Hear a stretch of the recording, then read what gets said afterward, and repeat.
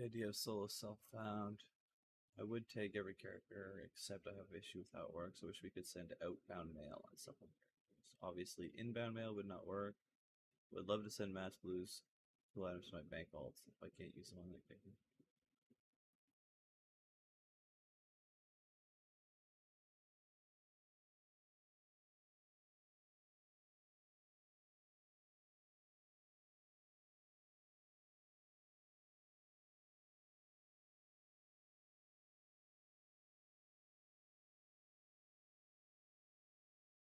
Yeah, this guy, his response is, "You guys want a challenge or not? Like, what's the point? Perhaps you should be allowed to post auctions, but not purchase anything. Also, SSF should get all professions they want, and free talent changes so dumb." He's being facetious and past the point, but like, if you're mailing items out to an alt, you're essentially just posting auctions without being able to buy anything back. So you're like participating in the economy, but not participating in the. I don't know. It's kind of dumb. Like whatever. I think leave it as it is. Don't let them send out their mail. You want to be self-bound, then you're self-bound, and everything you find is yours.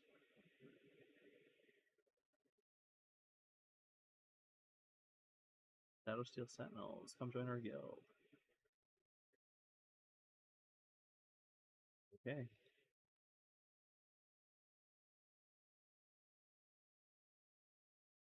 This post is about the streamers like potentially saying or leaking that there's gonna be a new server.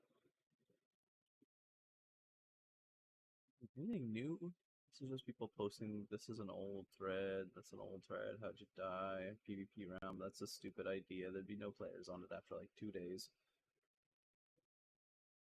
No. Possible solution to the Petri Flask meta debate. Just lost a level 60 due to my group panicking and Petrying instead of fighting their way out of a winnable situation. Unfortunately, for people who don't enjoy the Petri Flask meta, the solution isn't as simple as just don't use them, because as I've experienced, when your group can just pop their get out of jail free card and bail on you, it just forces you to use them, or you'll be left alone to die. Yeah, okay, I follow that. Yeah, if everyone's ready to just pull the chute, and you don't have a parachute, you're less likely to try and learn how to fly. Got it. Because of this, end game is basically off the table. You don't want to pop Petries because it won't be long before you're soloing a pack, at least by yourself, while your former group members are waiting to get safely teleported. So here's a possible solution. Give us a Soul of Iron style buff that you can only obtain keep if you've never used a Petri, and prevent you from being able to use a Petri if you have the buff. That will allow people who don't, if you've never used a Petri buff, and have it prevent you from being able to, well, why would you want it to prevent you from being able to use a Petri? You still want to be able to save the character, right? Give a Soul of Iron style buff that you can only obtain if you've never used a Petri class, and have it prevent you from being able to use a Petri if you have the buff. That's the same as just not having a Petri. That will allow people who don't wish to participate in Petri meta to form their own guilds and communities where a new meta can develop. Oh, I see. So he's saying you'd be able to tell if someone, you could group with people and know that they're not going to be able to Petri out either. They're going to play with you.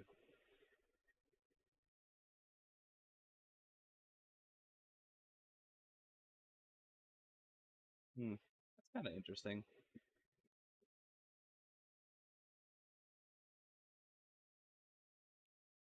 Kind of interesting. Thinking about being in a group, which is completely, which participants know ahead of time cannot Petri. What is your solution about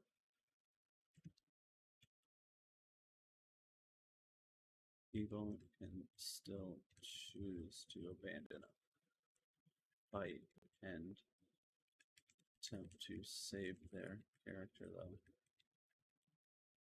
Ways. I do not think this would force people to fight against unwinnable odds like you suppose. Light of Balloon, Earth, um, Bubble, Pop, Sacrifice, Mechanics, and Running to evade terrain or instant stores, leave group, and kite for 1 minute. There are other ways people will attempt to abandon an unwinnable situation instead of dying for glory.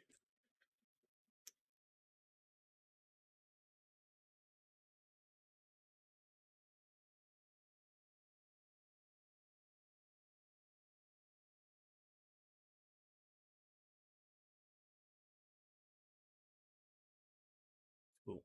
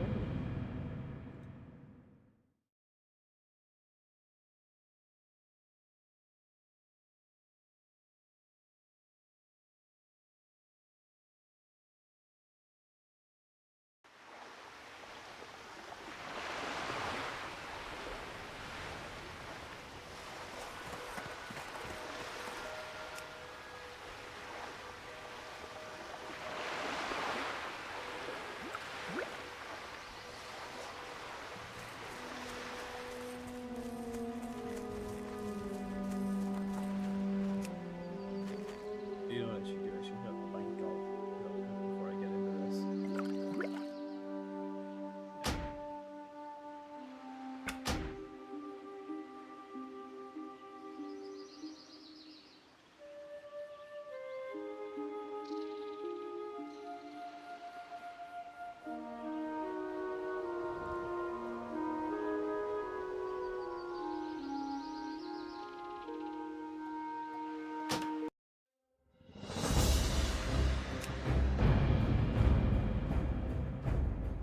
There's also part of the things that I should move the spank all to stock houses.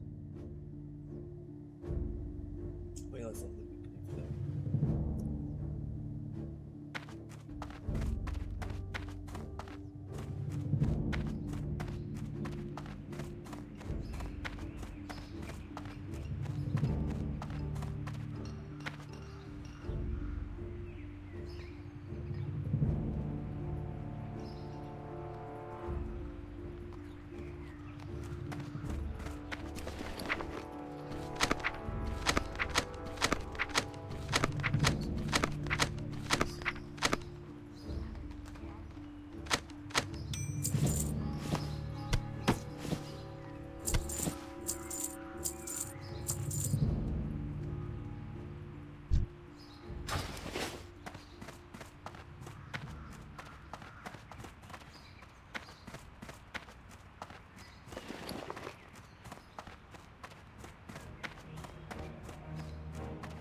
Need help?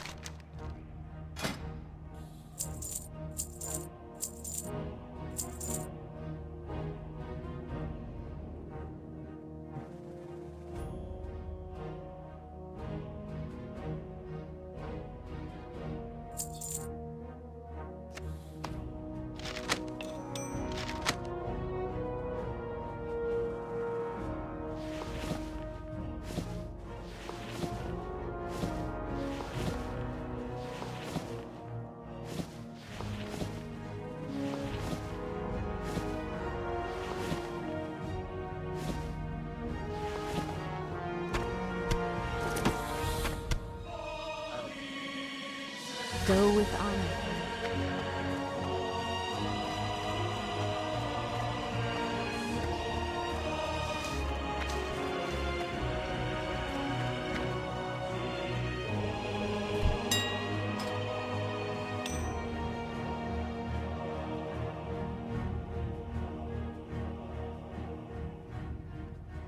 Should remember that too. Selling.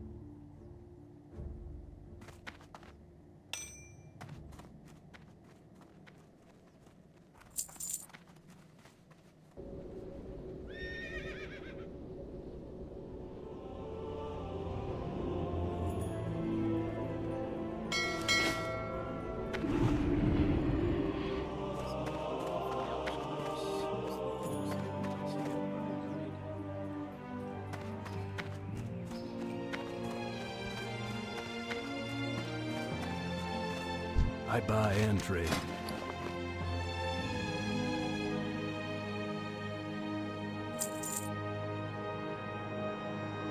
Be careful.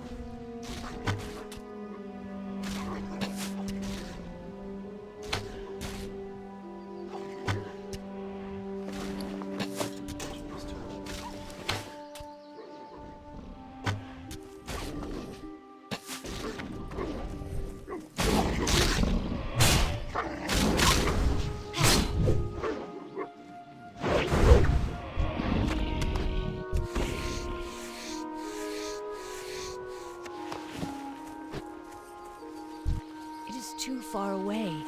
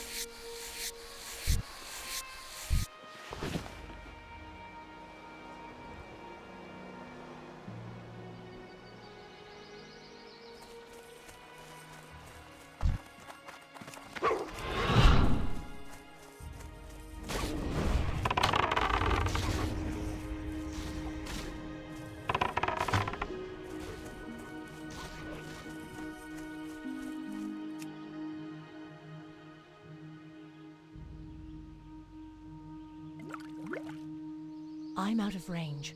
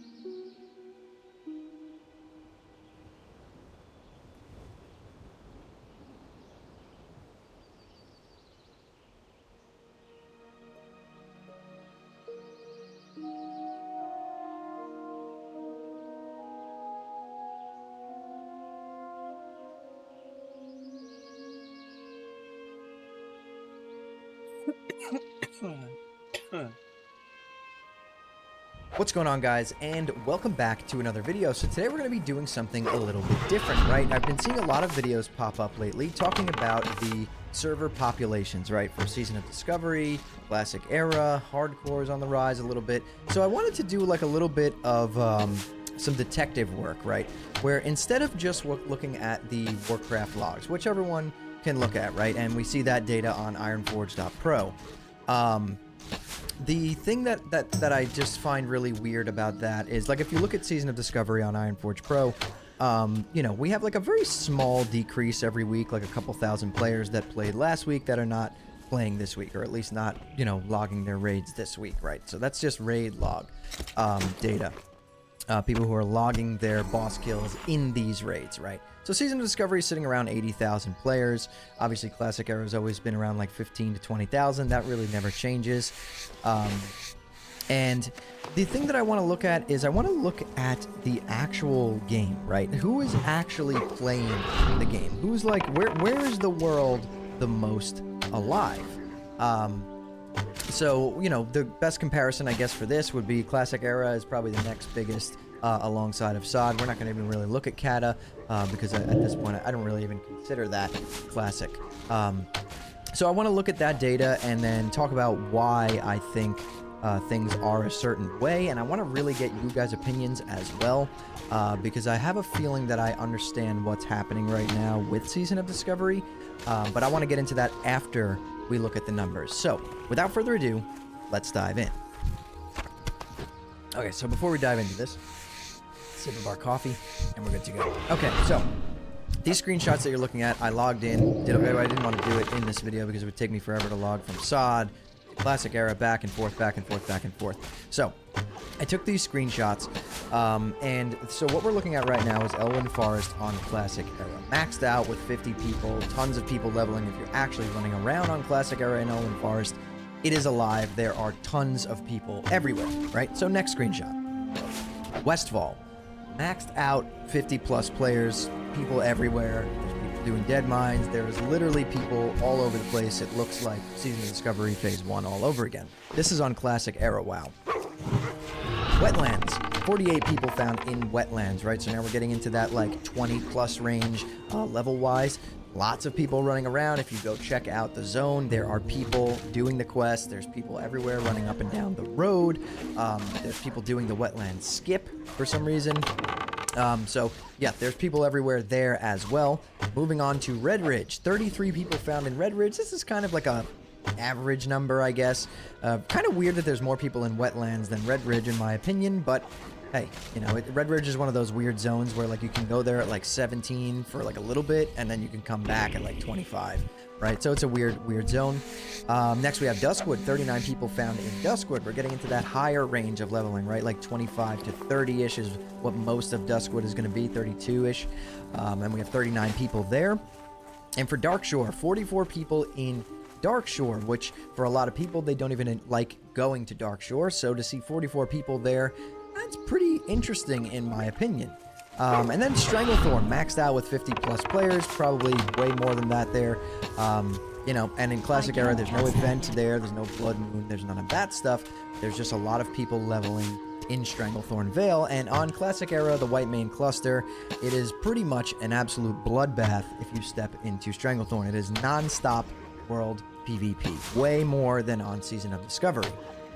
So now let's pull up the Season of Discovery screenshots. Okay, so now we're looking at the Season of Discovery screenshots. We have 34 people found in Elwyn Forest, and as you can see from the picture, it's kind of a weird range. It's a lot of people level 60 that were just sitting outside of Stormwind. Very, very few people leveling in Elwyn Forest on Season of Discovery. Next, we have Westfall. We have 9 people found in Westfall, which is extremely low. There's just really nobody leveling in these lower level zones, I guess, in SOD. We have Redridge, we have 8 people in Season of Discovery leveling currently, and 3 of them are level 60s and a level 59, so really 4 people that are in the leveling range for that zone are there. Duskwood, we have 2 60s and then 14 other people leveling in Duskwood. That's pretty interesting as well. If you compare these to the classic numbers, it's very, very drastic in terms of difference in amount of people. Stranglethorn, again, we have a bunch of 60s in Stranglethorn, some 50s, some high 40s, and then like a few people, you know, maybe like 1, 2, 3, 4, 5, 6, 7, 8, 9, 10, 11 people leveling in the 31 to 44 range in Stranglethorn. So basically the reason why I wanted to make this video is because I wanted to have a little chat with you guys, but I wanted to back it up with some statistics, some detective work that I did here. And there's that moment in work when there's too many tools and the spark fades. I want to talk about the fact that this is in no way a bashing video on Season of Discovery or on Classic or on Retail or anything like that. I'm not bashing it. I love World of Warcraft. I love every version of the game, and I want every version of the game to succeed. However, I do feel that we are at a crossroads, and whichever way we decide to go from here is going to determine the fate of Classic moving forward, right? There's talk of Classic Plus, all this good stuff. What I want to talk about right now is we just see this trend, right? Where like the next new hype thing comes out for Classic, whether it's TBC, Wrath, whatever it is. It's so incredibly hype. Wrath was super hype in Classic this time around. If you look at the numbers on Ironforge Pro, we hit some insane peaks with players just logging raids alone. So that was really good.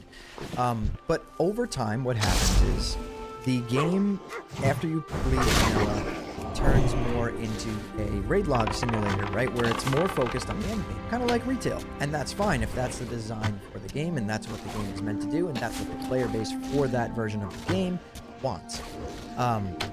And people start to, you know, if you are someone who just wants to play WoW, you know, you come home from work, you want to log in and just play the game for a few hours, that becomes very... it's just such a tedious way to play. And even myself, who plays every version of this game, loves every version of the game, true Classic Andy, I find myself, even with Season of Discovery, where like I'm at this point now where like, yeah, I've been raid logging since like week 3 of this phase. I'm excited for BWL to come out at ZG, but it's not really going to change anything. I'm going to still just log in to do those raids and then log off. And what I'm starting to realize is that for me, and I want to know if it's like this for you guys as well, it's because it's seasonal. I don't, like, now that we're at the end of it, I don't really feel like I want to invest much more time into it, or level new characters, or even really do anything on my character outside of just doing the content, the end game content, because it's going to be over in, you know, 4 months, 5 months, 6 months, whatever the time frame is, it's done. And then these characters are, yeah, they're going to live forever on some evergreen realm, but I'm not going to play on that realm. I'm going to play whatever the new hype thing is for Classic, or whatever the new fresh thing is for Classic at that time.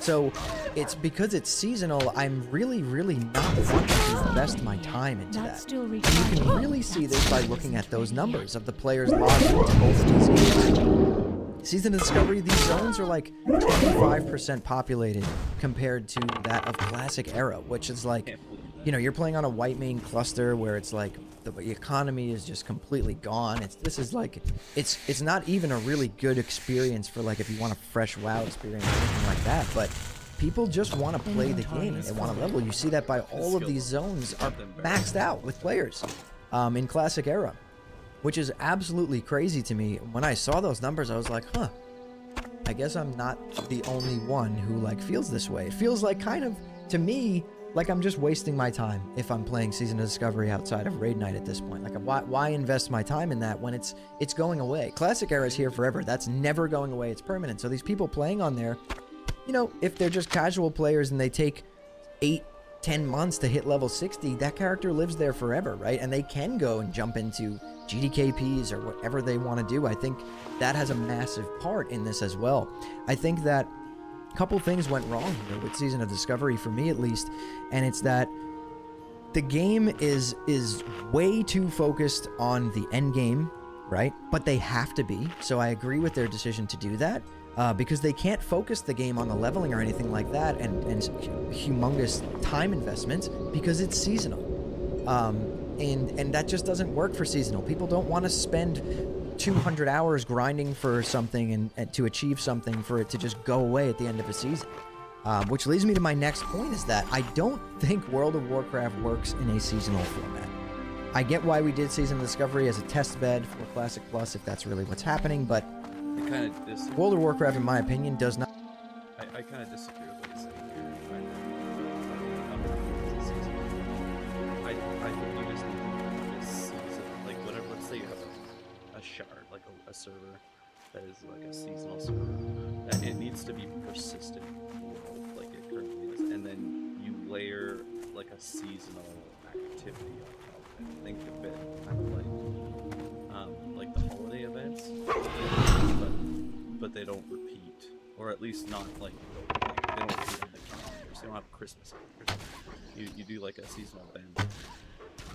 You plan ahead of time what the takeaway for the player is going to be as the developer. You plan, okay, they're going to take away this pet item or this cosmetic item, or each class is going to be able to get this, like a trinket from this event.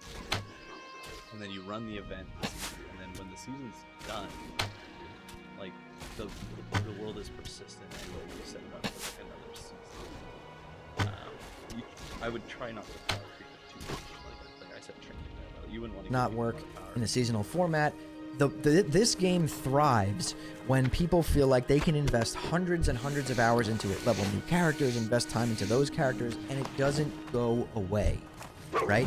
This would even be better in like progression realms, right? If we had like every 2 years a new vanilla fresh realm, and then 12 months from there it progressed into TBC, and then 6 or 8 months from there it progressed into Wrath of the Lich King, and then at the end of that you can send that character to an era level 80 realm, and then another vanilla fresh starts. Like, even that would allow people to invest more time, because you know that character is going to live forever on that era 80 realm, and people will be playing it. If people are playing era 60, people would definitely play era 80, right? So if you have progression realms like that, you're not wasting your time when you're investing it into these characters that you're leveling. So for me, Season of Discovery has turned into like, it's starting to feel very seasonal now that we're close to the end. We're coming up on the end.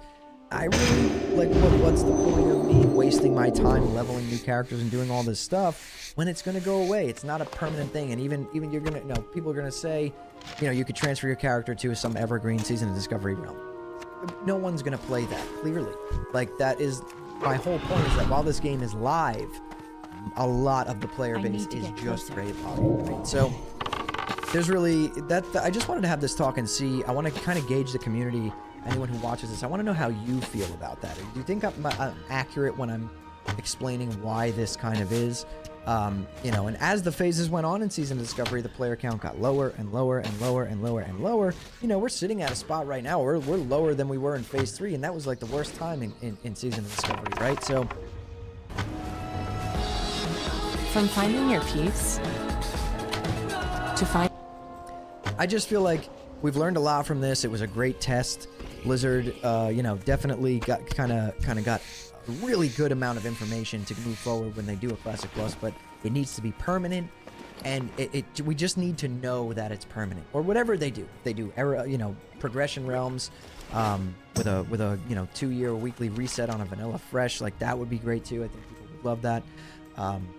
whatever it is that they do, Classic Plus is what I'm hoping for. Obviously, I want some new content. I want a permanent game that's not ending, so I don't feel like I'm wasting my time, right? We're all, most of us for the Classic player base are a lot older, right? Our time is a little bit more valuable to us now. We have responsibilities and things that we're doing. So to invest our time into this game, it needs to be worth it. It needs to feel like it's going towards something that's not going to get ripped out from under us and just be gone or be dead. So yeah, I just wanted to kind of make this video and talk about that. I really encourage you guys to drop some comments down below. I want to know what everyone thinks of this. I could be wrong. I could be a complete idiot, and if I am, tell me.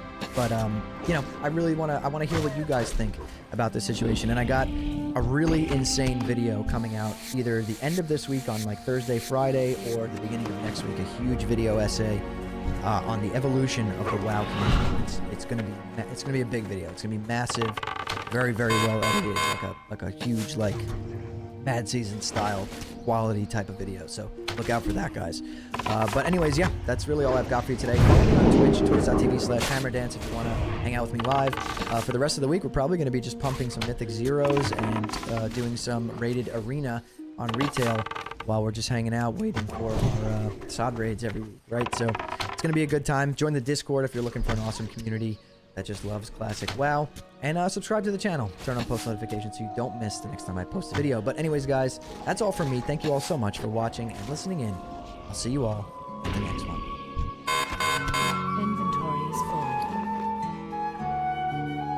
I can't carry anymore.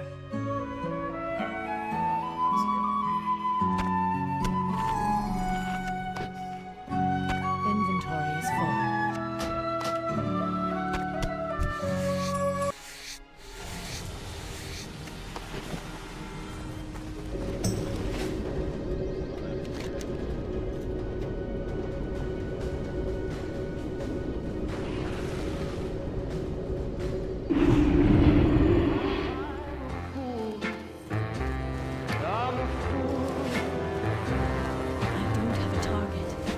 Out of every version of World of Warcraft that exists, there's one that really stands out to me. It's not trying to rush you to the endgame, there's no real set path to follow. Oh, and there's one other rather small detail. Your character has one life. I'm of course talking about Hardcore. Back then, Hardcore World of Warcraft originally started as a pure community initiative. They were using an add-on to try and keep people honest and consistent with the rules of the challenge. And though these rules have changed over time, Hardcore has always remained a game mode that's been quietly waiting for its time to shine once again. And Hardcore has definitely had its moments where it not only felt like one of the more popular game modes in Classic, but I reckon it attracted people from around the World of Warcraft sphere to give this unique challenge a go. After all, we've all seen the random clips online of the creative ways people find to fail the Hardcore challenge, and you think to yourself, I could probably do better than that. And whilst the War Within is in its peak hype phase at the moment with its release, Hardcore World of Warcraft has very much been on the rise in the background, and it's been seeing a ton of players return to this unique game mode and preparing to go again, once again. Today we're going to be taking a look at the recent rise in the popularity of the hardcore scene, go over why this is happening now, and ultimately whether you should think about trying this challenge out for yourself. But first, a word from today's sponsor, Factor 75. Factor 75 are pretty much a regular on this channel at this point in time, and for good reason. Factor 75 offer delicious and dietitian approved meals which are delivered straight to your doorstep. These meals are calorie counted, and there's a menu that rotates weekly to keep options fresh. And there are a bunch of options ranging from keto, calorie smart, vegan, vegetarian, and more. In a busy world, Factor 75 provide that convenience to make mealtime quick, easy, and organized. No more random takeouts or forgetting to buy that one thing from the store you wanted. Everything will be in the fridge and ready to go. And the best part is that all the food is ready in around 2 minutes or so. It's microwavable food, but just not in the way that you've seen it before. So why not give them a try? You can go to my link and get 50% off your first Factor 75 box and 20% off your next month's orders. Many thanks to Factor 75 for the sponsor today. Let's get on back to WoW.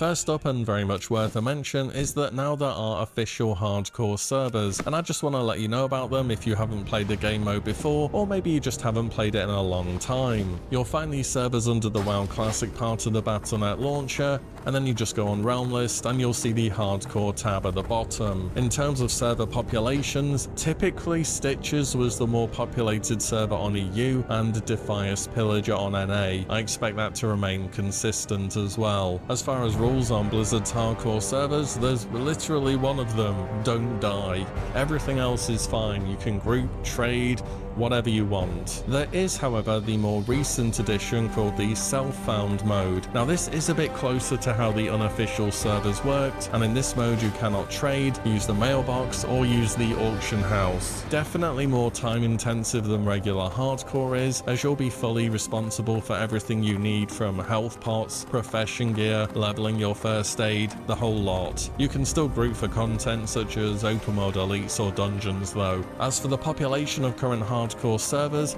it's a bit harder to say than it is with normal versions of World of Warcraft. Usually we can take a look at the number of people who are logged as raiding on sites such as ironforge.pro and build some kind of population profile around that. It's not exactly the most accurate, I know, but it's what we have to go off of. If I were to go on Stitches EU at the moment though, I can see some 24,000 or so item listings on the auction house, which isn't bad for a server where everyone has one life. Remember, if your main dies with listings active, they just disappear into the void. But even better than that, if we start doing some /who checks on starter zones such as Elwyn Forest, Dunmora or Teldrassil, you can see there are actively loads of low-level characters starting off their hardcore journeys once again, with tons of these low-level zones having the /who cap of 50 players showing, especially during peak times in the evening. There's a decent population on Horde too. It just tends to be the case that Horde is a bit less played on the hardcore side of things, as typically Alliance is seen as the safer and just better option when it comes to endgame. Most characters are never going to reach endgame in the first place, so it doesn't really matter, but hey, that's just the way it is. Also, I'm just saying, if I'm going to play and potentially replay a bunch of low-level zones again and again, I'm going to take Westfall, Redridge and Duskwood, that whole loop of gameplay, over the Barrens any day. We even know that back then Blizzard ended up putting too much time into the early game Alliance leveling experience, and it sure does show, at least for me. And although hardcore can be quite the solo player experience at times, depending on how you choose to play it of course, but it's just nice having other people around, seeing other people in the zone, having the option to do group quests, finding dungeons and so on. It makes it feel like a more active world, and that's just part of what makes an MMO what it is really. Also worth a mention, there is one particular add-on you should get for sure if you're planning on playing hardcore, called a death log. This lets you see other players' deaths out in the world as notifications, and gives you a bunch of stats on things such as most deadly creatures,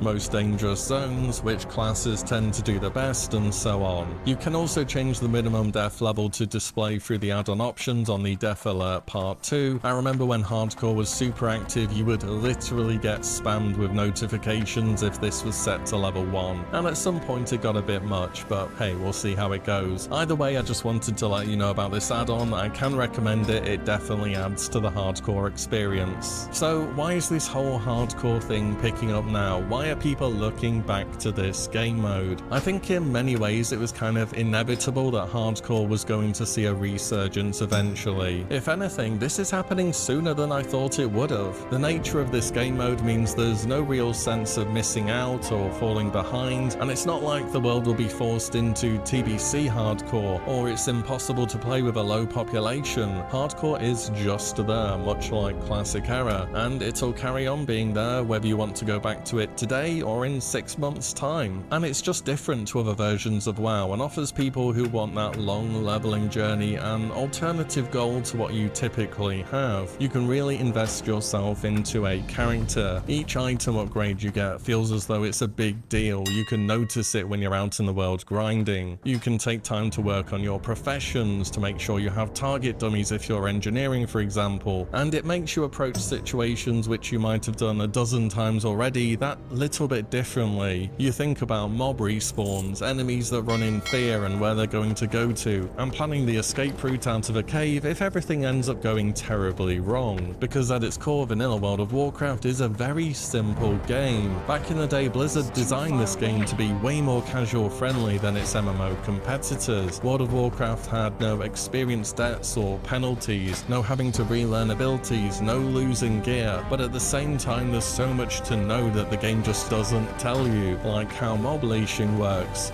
knowing which enemies are immune to which effects, and how, well, threat works in its entirety. There's a different level of skill to hardcore, and a lot of it comes from your game knowledge, which typically can be useful in vanilla.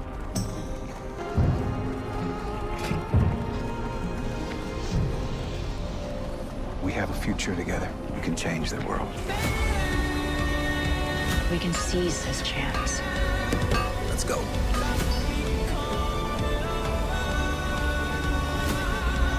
The world is my oyster. What can I tell you? Somebody's got to keep it lively, right? Everyone is watching. And I do mean everyone.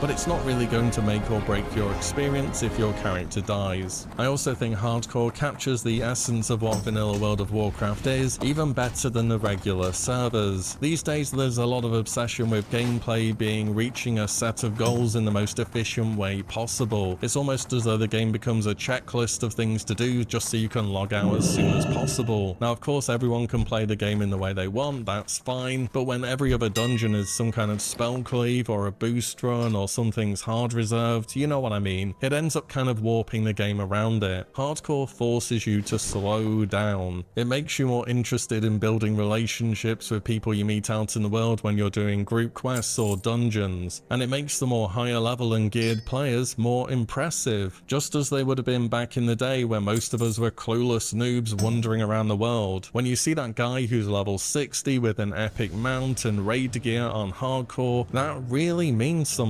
They've taken a character to a point where very few people reach and risked everything in the hardest content vanilla has to offer. And before you say, oh but vanilla's so easy, I don't know if you've raided vanilla. Even with world buffs, it's extremely easy to die if you or even somebody else makes a small mistake. And yes, in case you're wondering, people have cleared all the raiding content in hardcore guilds now, including Kel'Thuzad and Naxxramas. So it's definitely possible, it just takes a whole lot of time, effort, and careful planning. So should you give the hardcore challenge a go then? Who is this thing really for? Well, I think if you're playing World of Warcraft for the first time or you're a newer player, it's probably going to be a bit of a difficult starting point. Even low-level enemies are disproportionately strong compared to your own character, a lesson you will learn very early on, and you might find yourself back on the journey to your starting zone again faster than you realize. But maybe that will give you the motivation to go again and do better. That really is what hardcore's all about. If you are a regular vanilla player or somebody who feels as though they've done it all in vanilla and you want some kind of different challenge, I reckon for you hardcore fits very well. It's familiar enough to where game knowledge will be able to carry you a decent amount, but it will challenge you in new ways which ordinarily you just wouldn't have to think about on your regular 1 to 60 journey. I also think it's a good break from other endgame focused versions of World of Warcraft where everything can feel very go go go all of the time. In hardcore it's much more about your personal journey leveling rather than having that feeling you need to be keeping up in terms of gear, in terms of patch updates, raids and so on. Saying all this, Blizzard is constantly making sure that there's something happening in World of Warcraft these days. There's the upcoming retail expansion, The War Within, there's going to be Firelands and Kata Classic sometime in October as per Blizzard's roadmap, and there'll be Phase 5 with Blackwing Alert in Season of Discovery in the near near future as well. But whenever you do decide to go back, if you do, hardcore is something that will be there. And as we're at the moment, its population is growing once again. So I reckon after the initial war within hype phase, it's gonna see an even bigger growth. You should also know there is a big streamer-led project starting again on hardcore servers in October. I believe this is taking place on North American servers, but there may be some kind of counterpart thing on EU as well. I don't know, it's still a little while off in the future. Hardcore has always been super popular from a content point of view because people just love seeing the death clips and having people risk these characters. So I expect a good number of people to follow along and to be restarting hardcore in October due to that. But that is about everything. Hardcore servers are on the rise once again. It's a good time to hop back in whenever, but I reckon October will end up being the peak return to hardcore. Saying that, there really is never a bad time to start or restart if you want to, but it does feel that bit better when the early game zones are busy, you can group up for stuff, and the Deathlog add-on is constantly going off. I reckon I'll be giving hardcore another go around October, probably on a self-found character this time around, just for the change of pace. So let me know if you're thinking of giving hardcore a try anytime soon, or maybe even if you never left and it's still your main way to play World of Warcraft in the comments down below. And as always, thank you all so much for watching and listening in, and I'll see you on the next one very soon. These tips and tricks will definitely help you in classic hardcore, no matter if you're a returning player or if it's going to be the first time you'll try this feature. Alright, so there's a couple of reasons why you would never like to turn your back against the target. First off, some specific enemies, for example these Defiers, has a backstab ability, which allow them to hit you for a lot more damage if you turn your back. Or you might be unlucky and end up getting dazed, which will reduce your movement speed by 50% for 4 seconds. And yeah, it can continue to be applied, especially if you have pulled many enemies. Be careful when you pull an enemy into a tower. When you do something like this, and even though you move up the stairs and you're far away, then the enemy can actually hit you from a far distance. This can be seen right here, where the long snout is below me, but I'm still being hit for 42 damage. Therefore, you should always be careful when you move into a tower or a building, as you could accidentally end up dying. At some point you might be struggling with an enemy. As long as it's hostile, so it's marked with red text, well then it's also going to be attacked by nearby guards. So what I like to do if I'm for example fighting in a lead, is simply to drag the enemy to these guards.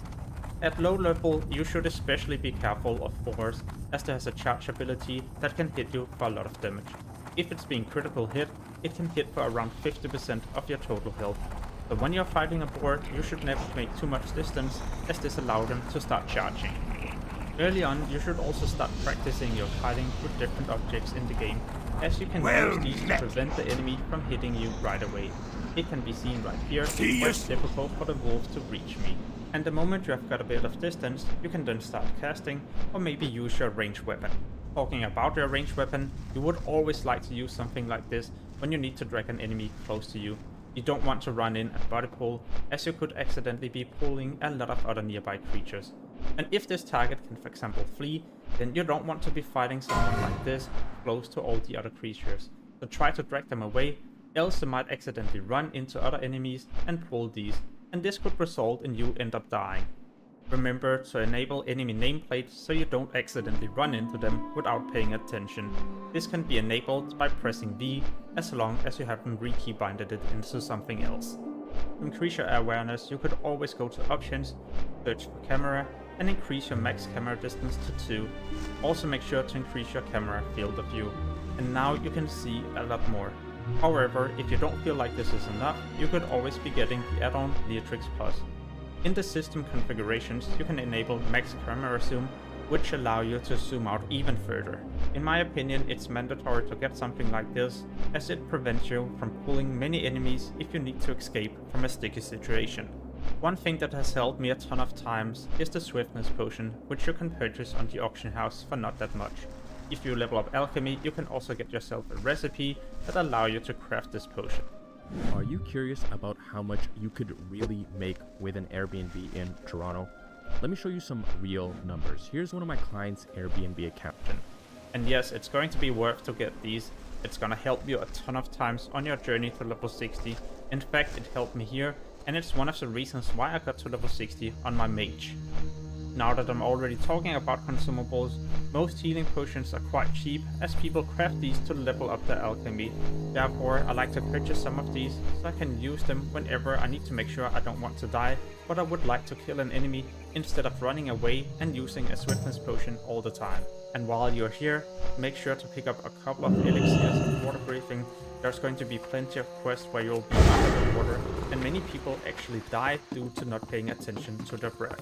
Or you could get yourself an add-on called HC Breath Bar. This will enlarge the breath bar and also display the time remaining in numbers.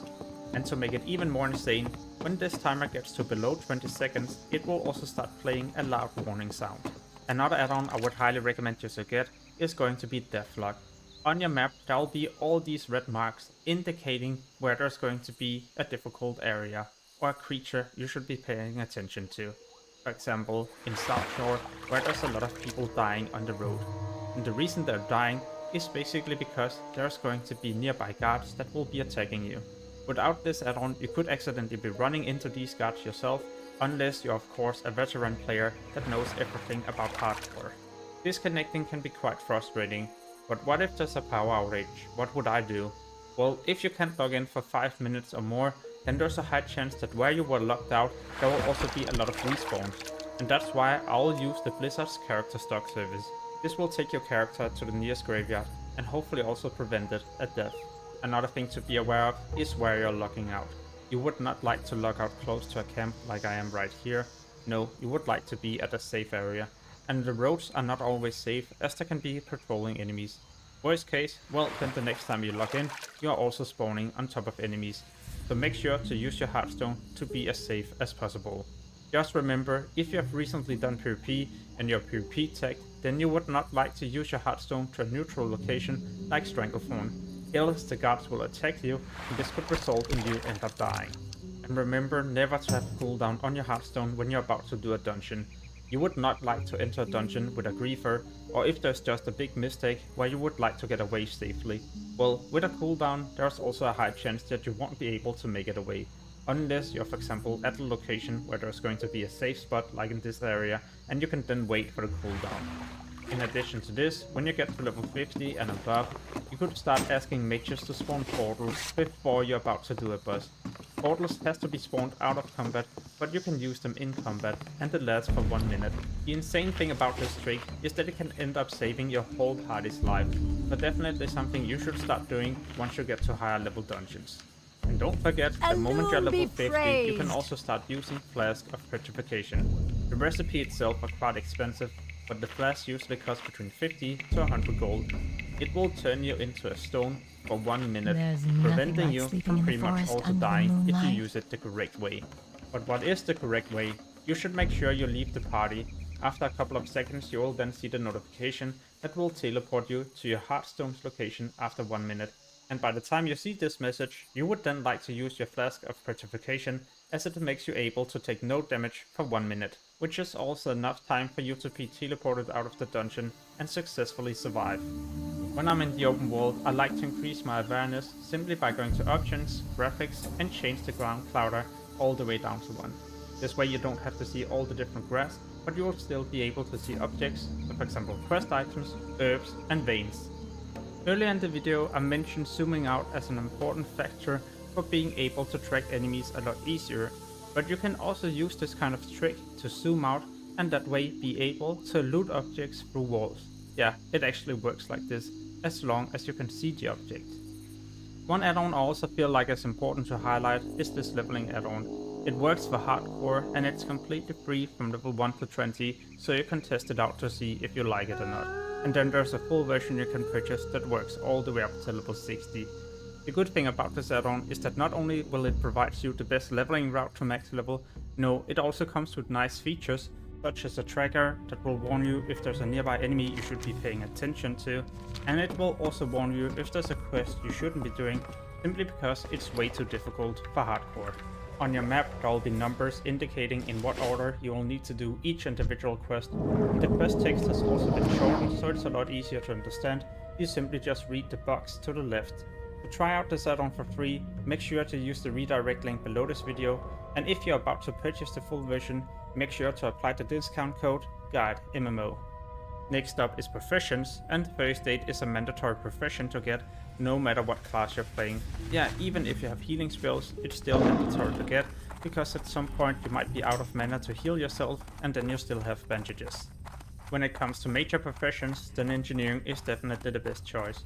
You can make grenades to stun enemies and do damage to many targets at the same time, but when you get yourself to level 85 in engineering, you can make target dummies, and these will save you so many times on your way to level 60. The reason why they're so insane is because, yeah, it's a target dummy that will taunt nearby enemies for the next 15 seconds or until it has been killed, and it honestly has quite a decent amount of health. In most situations it allows you to get away, and when you then combine it together with bombs that stun enemies, well, then you have a high chance of surviving. What I do is to place it right here and then drag all the enemies close to it to make sure they're being taunted, and then I could either run away or simply try to finish them off within the next 15 seconds. You will of course have more than 15 seconds, but during the time you will probably not be taking any damage, and then the dummy dies and you could activate your defensive cooldowns. Or, like I mentioned earlier, run away. Talking about running away, then there's one big mistake you should not be doing if you would like to reset the fight and get away without dying. You should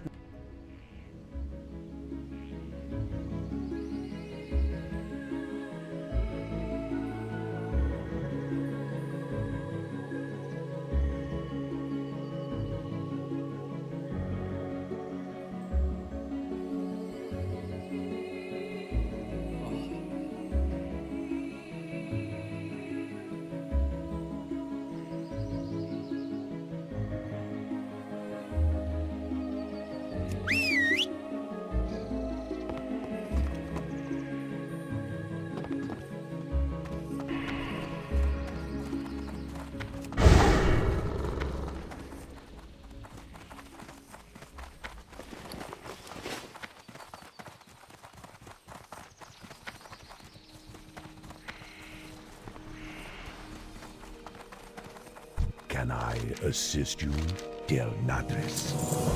Farewell.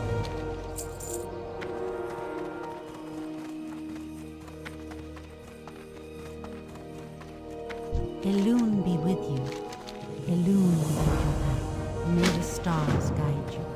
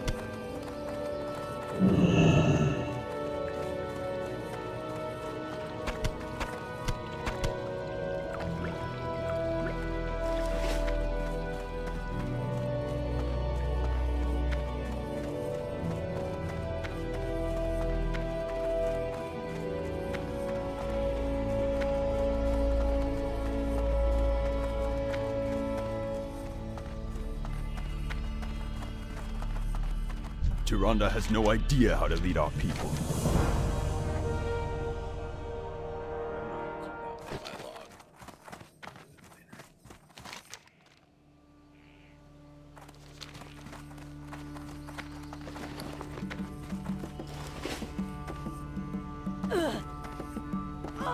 I need to target something first.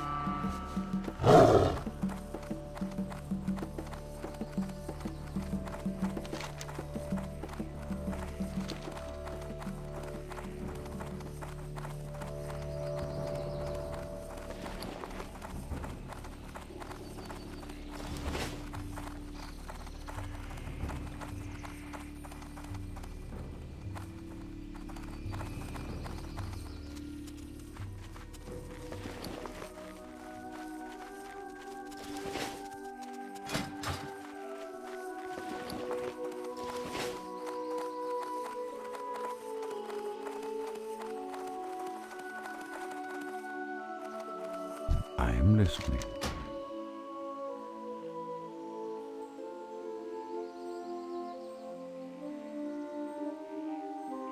I need to get these stone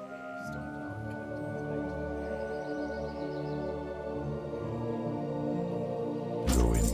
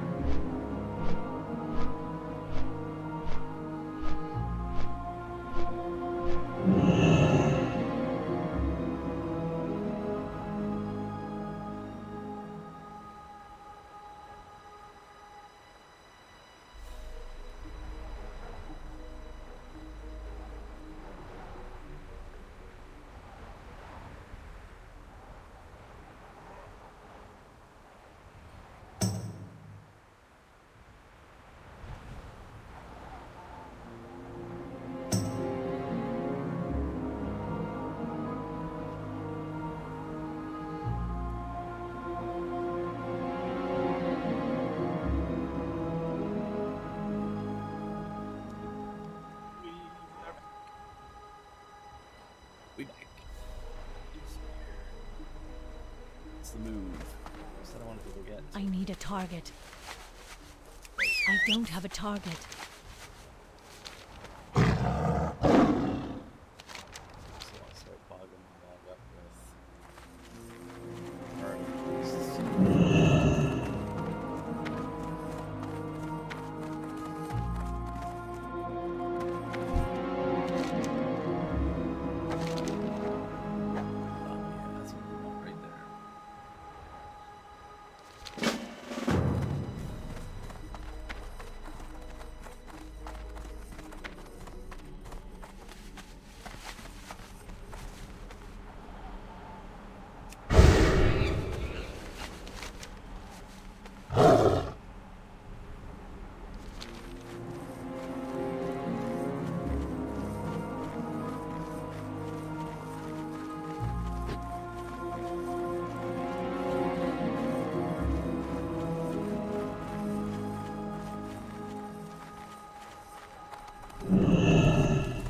Ishnu Allah, Goddess watch over you.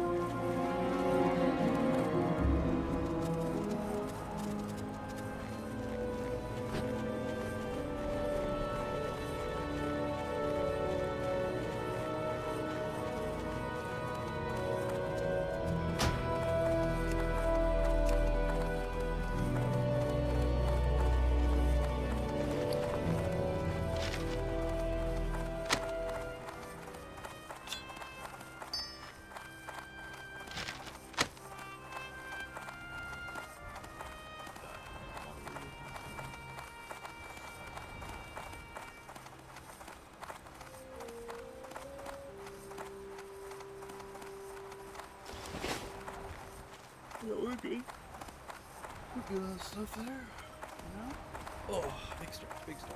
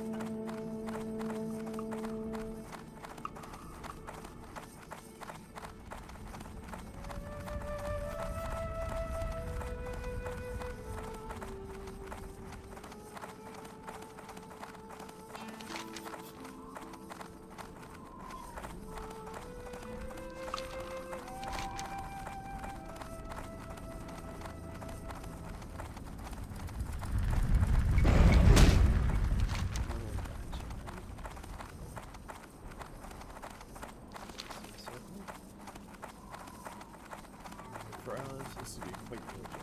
Feathermoon to Ratchet, Booty Bay to do some quests.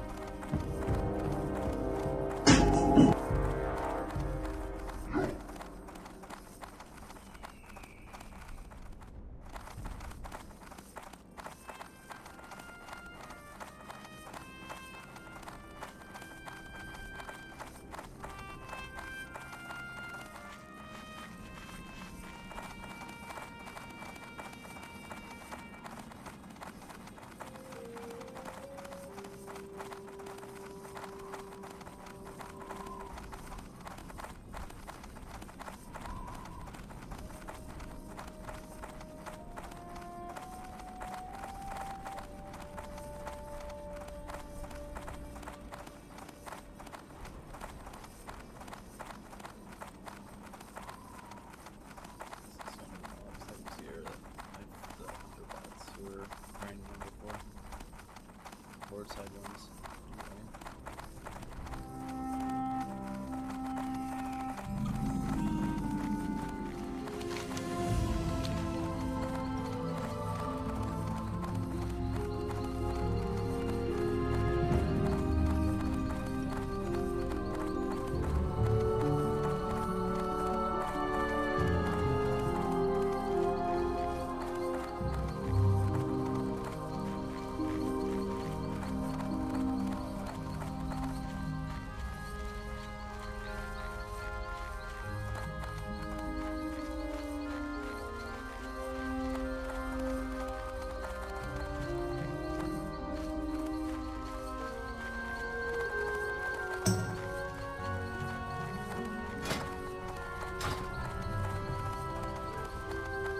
Can I assist you?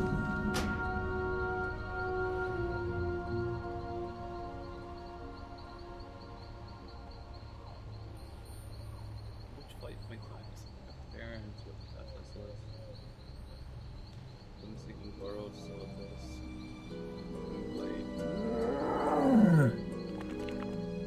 Goddess.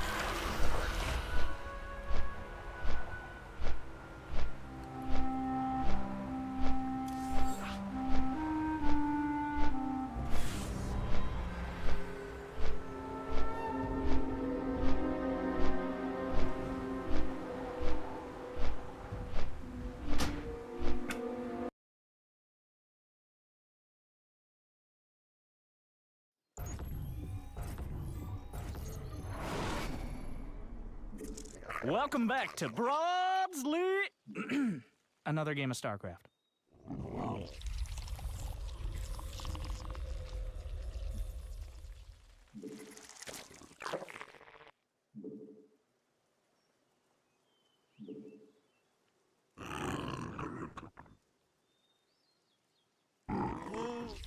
Spawn more overlords.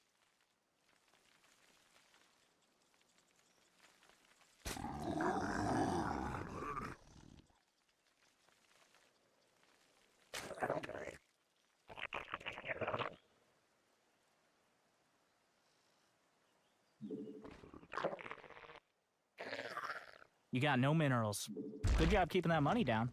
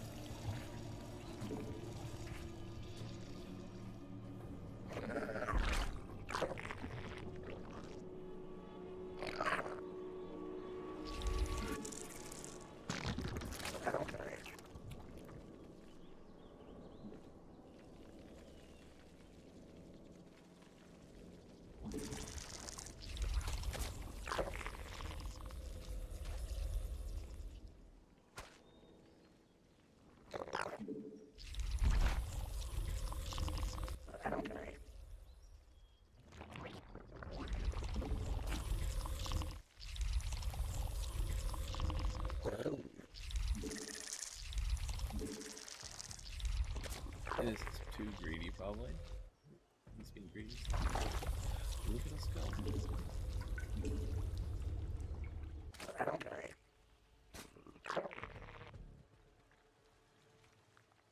You must construct, spawn more overlords.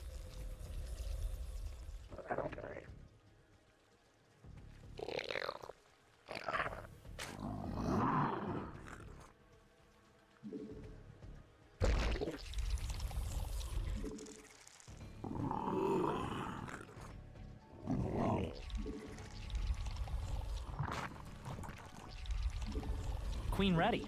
Brenda's ready to rumble.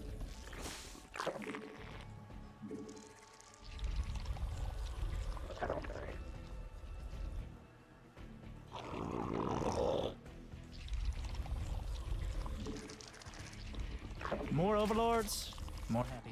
New queen, not enough minerals. Are you saturated yet? Not enough minerals.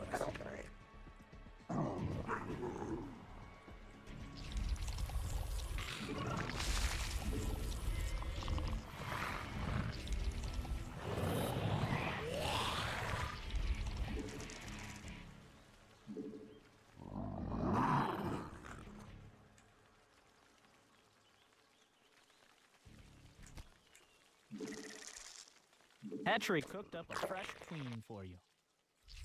Need more minerals. A new queen is ready.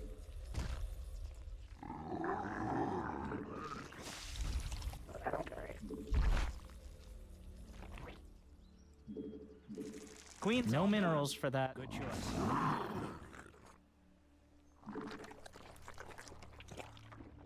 Need more minerals. You got no minerals. Good job keeping that money down.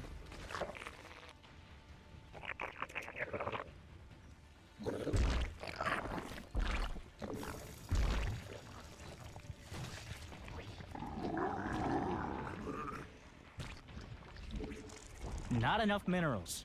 Not enough mineral field depleted. Are you saturated yet? Mineral patch is gone, and it's not coming back.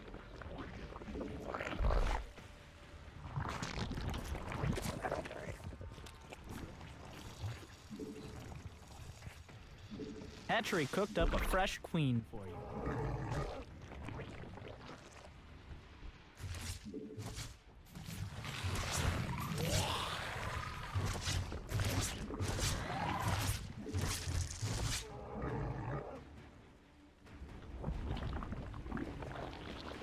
The enemy is attacking your swarm.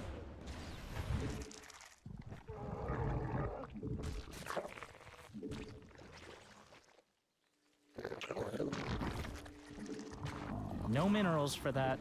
Need more minerals. Not enough minerals. Are you saturated yet? Yes, alright. Time to get serious about having an army.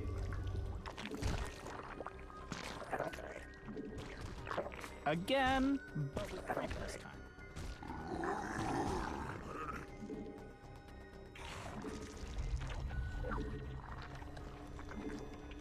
No minerals for that.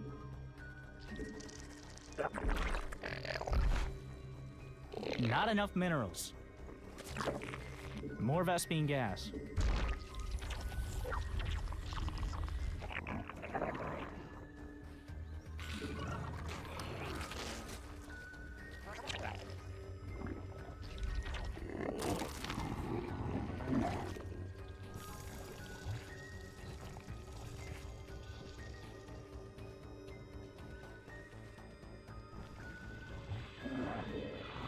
Brood under attack. You're all mined out of that mineral field.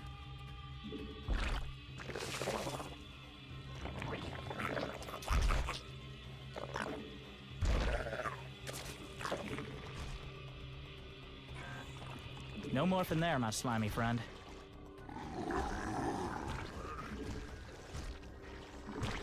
The enemy's all over your drones. All done evolving. For now, anyway.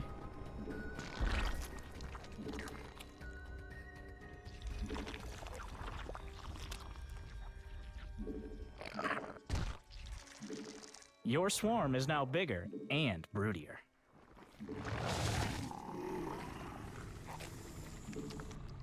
Mutation done. You can run faster and stronger to your goal.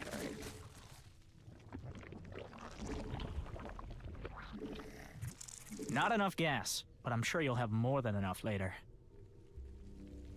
You need more gas for that. Base under attack. Hide your queens. Hide your hives. A new queen is the swarm is threatened. Your brood needs friends. More overlords, please.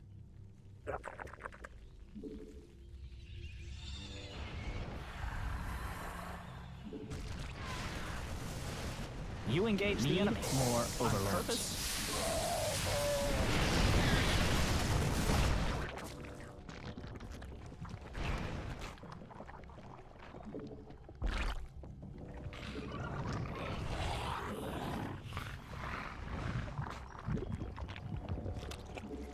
Evolution complete.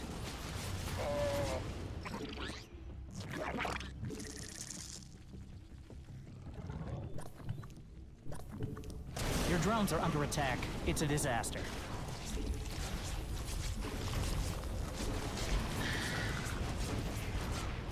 Your brood is under attack. A mineral field has been depleted.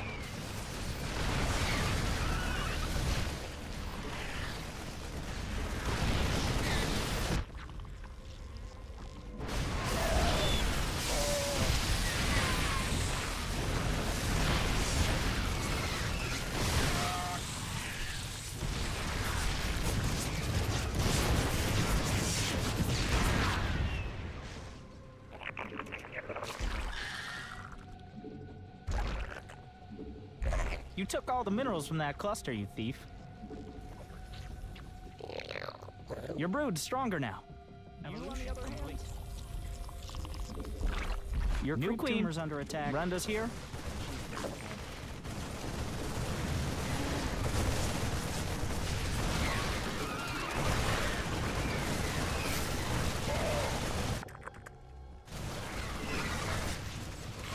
Your Zerg have evolved.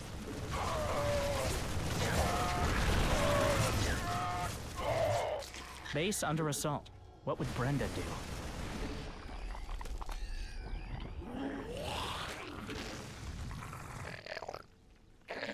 Mind out of that cluster. Queen ready. Still in the game? Brenda's ready to rumble.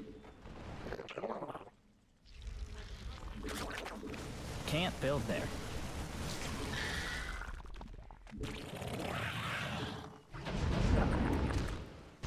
You engage the enemy. On purpose? Queen's all done.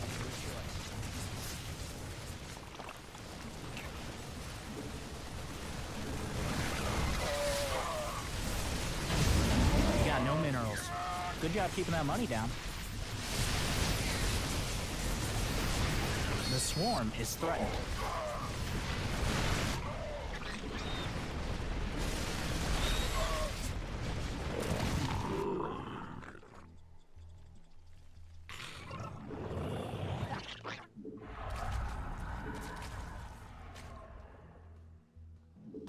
Nope, no building there.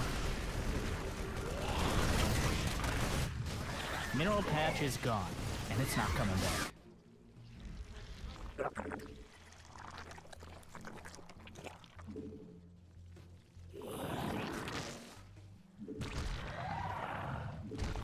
That's a no, not there.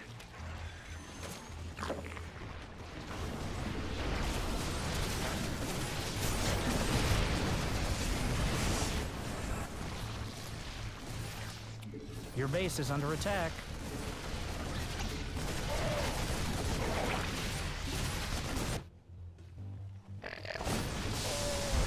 Mineral field depleted.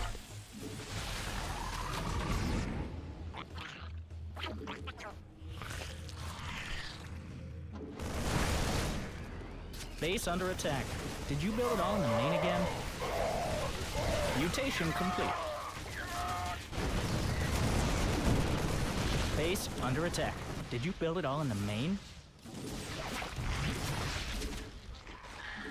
Brood, you must construct. Panic time. More overlords.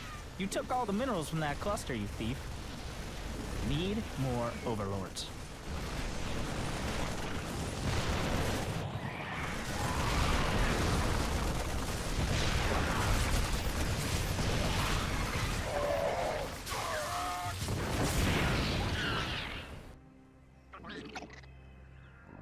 Your precious base. Oh, a new queen is ready.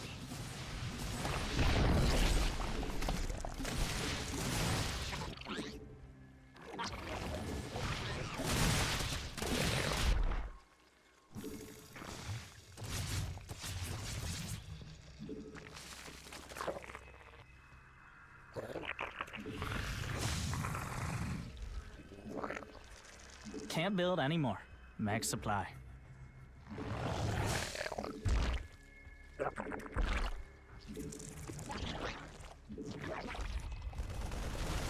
Your brood is under attack. Maximum supply. Brenda is impressed.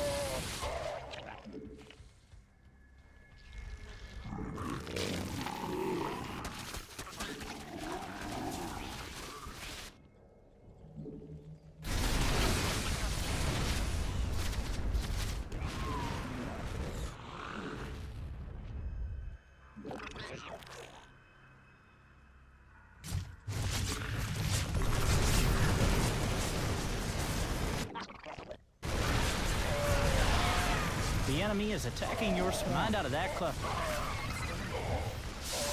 You're at maximum supply, but I think you engaged the enemy. On purpose? You're all mined out of that mineral field.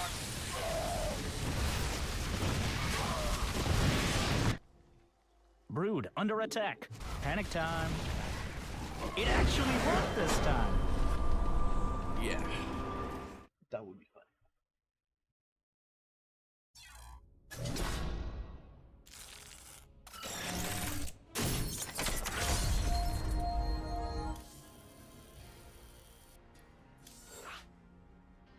Wow, Diamond Zerg. Didn't think I was gonna make it to Diamond Zerg. Actually, not that great.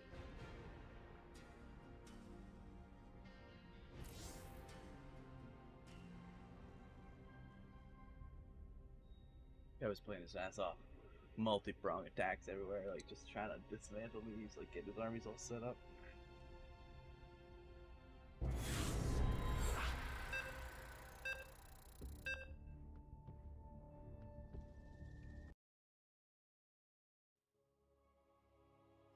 Zertos.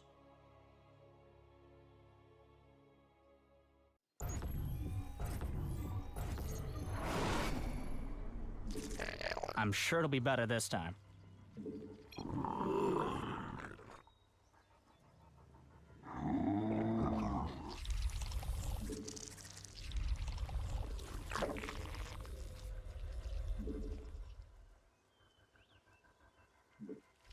No minerals for that.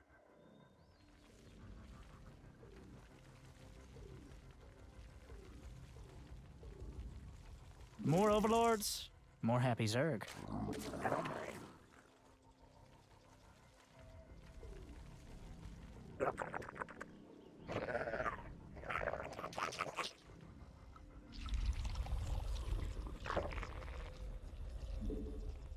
Need more minerals.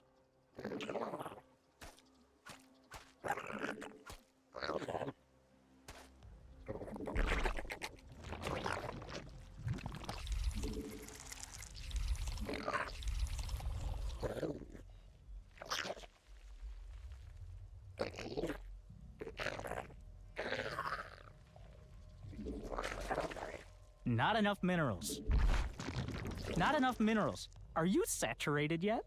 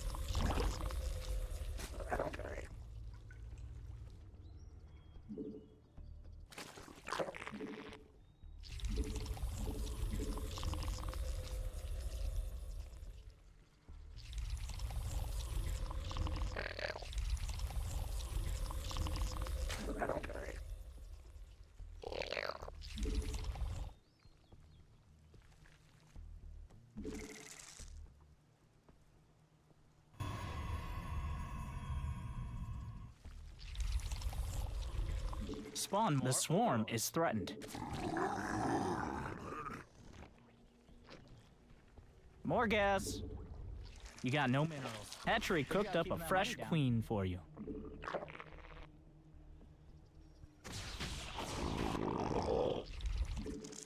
Need more minerals.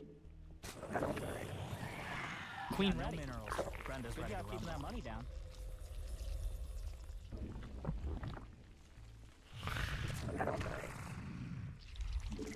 Your brood needs friends. More overlords, please. Spawn more overlords.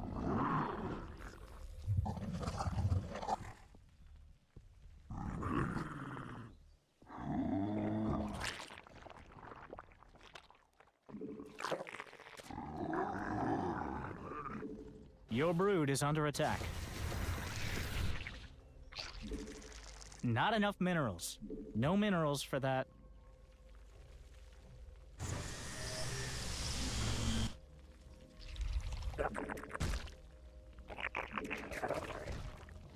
Not enough minerals. Are you saturated yet?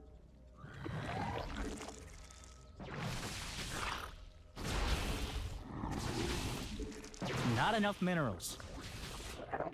New queen, your swarm is now bigger, and the enemy is attacking your swarm. Need more overlords. More overlords, more happy Zerg.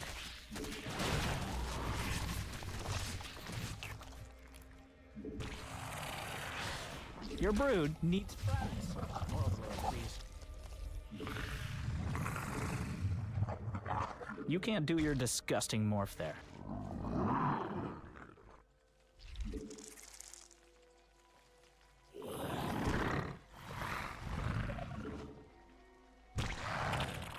Your brood is under attack.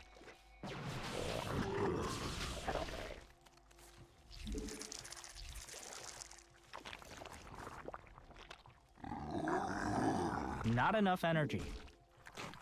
Can't build there.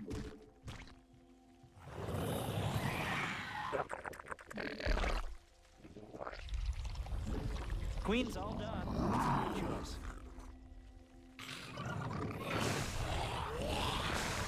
That's a no. Not there.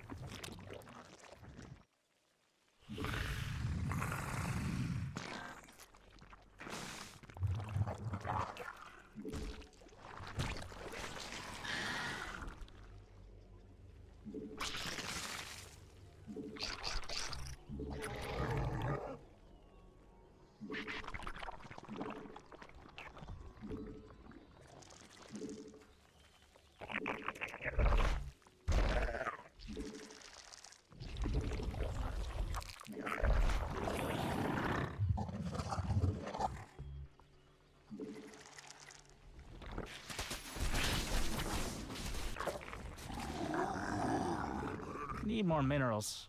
I built a roach one, did I not?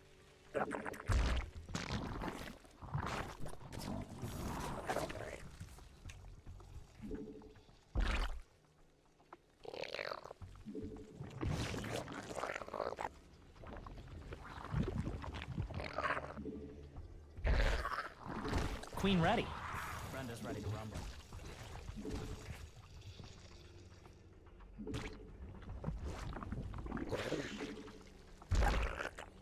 Nope, no building there.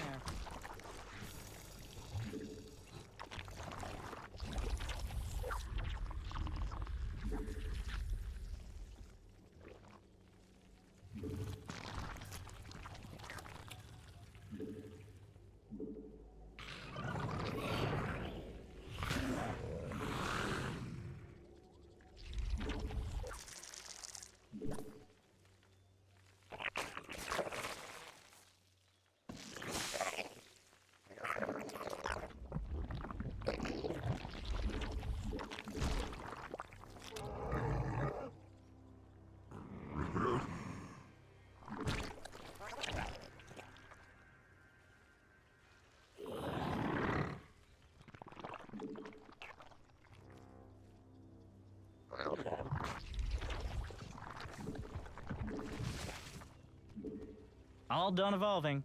For now, anyway. Evolution complete.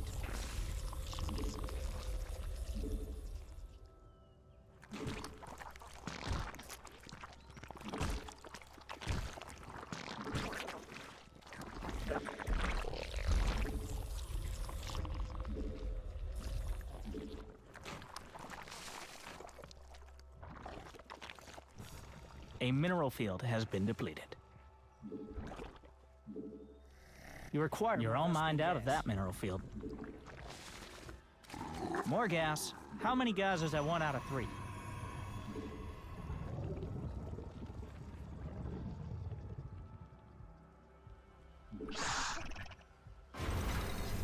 Mineral patch is gone, and it's not coming back.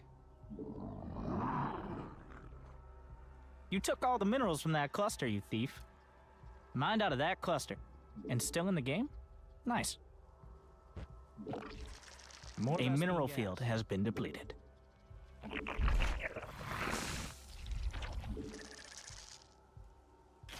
The swarm is threatened. Mutation finished. You need more gas for that.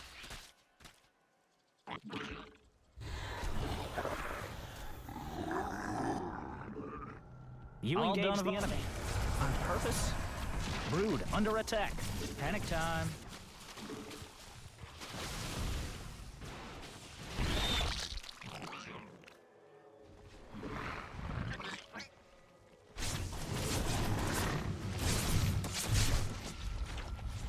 Your swarm is now bigger and broodier. More gas. How many guys is that 1 out of 3? Not enough gas, but I'm sure you'll have more than enough later.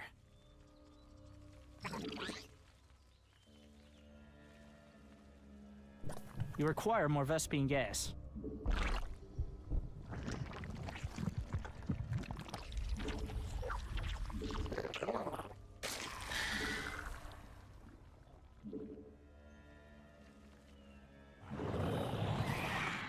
Mineral field depleted.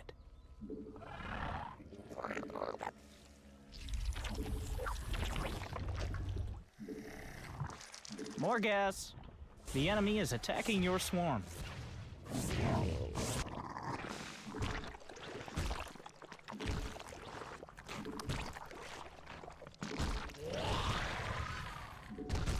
You engage the enemy. On purpose? Queen's all done. Good choice.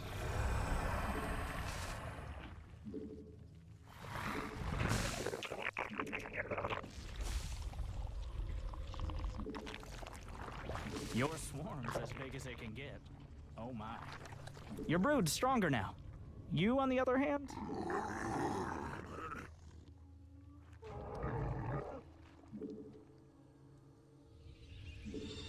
Max supply.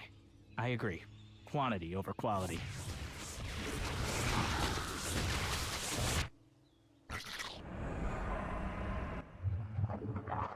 Maximum supply. Evolution complete. Your brood is under attack.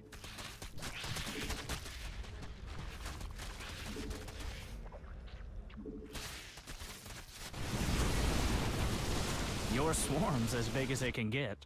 Oh my. The swarm is threatened.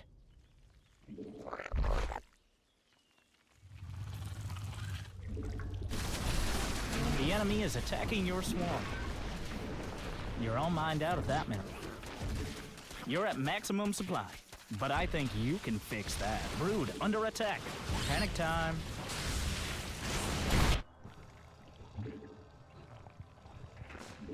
Can't build anymore. Max supply.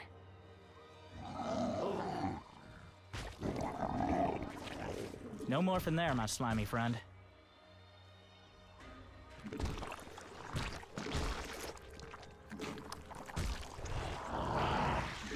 Max supply. I agree. Quantity over quality. Maximum supply. Brenda is impressed.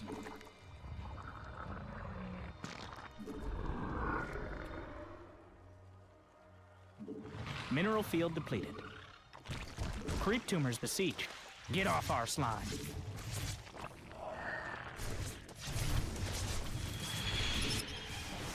They're creeping Brood under attack. You're at maximum. Your brood is under attack.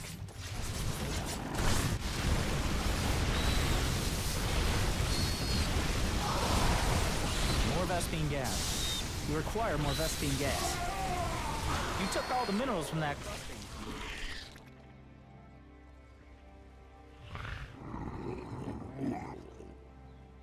Base under evolving. Did you build it all in the main again? You engaged the enemy. On purpose?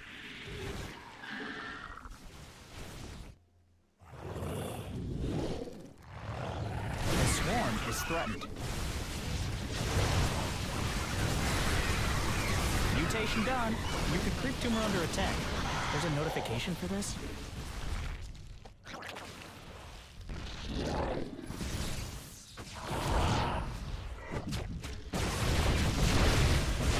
Hatchery cooked up a fresh queen for you. Man, he's just too fucking weak and I threw it away.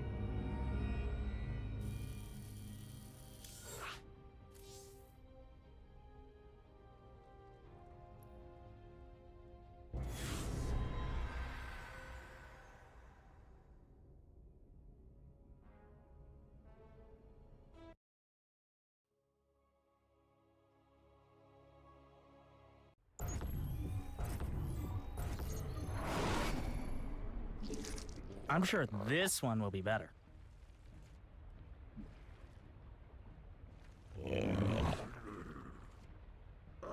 Not enough minerals. Are you saturated yet? You got no minerals. Good job keeping that money down. No minerals for that.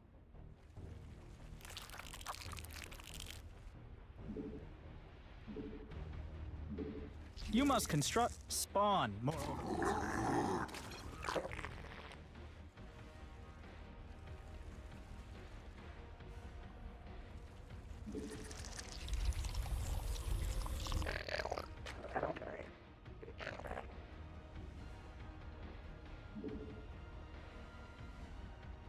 Need more minerals.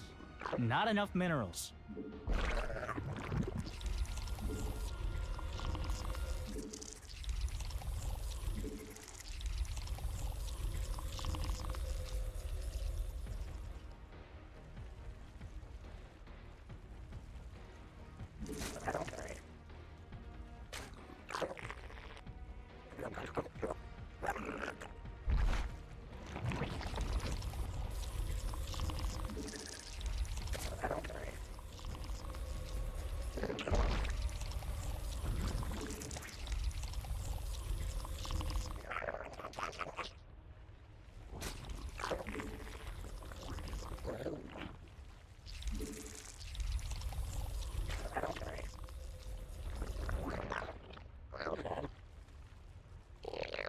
Mineral patch is gone, and it's not coming back.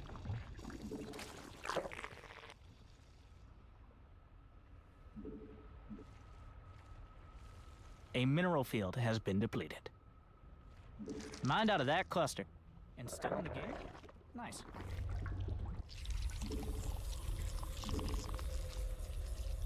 Mineral field depleted.